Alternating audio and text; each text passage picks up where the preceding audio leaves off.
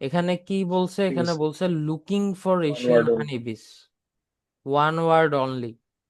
ঠিক আছে, এখানে শুধুমাত্র একটা ওয়ার্ড বসবে, কোনো নাম্বারও বসবে না।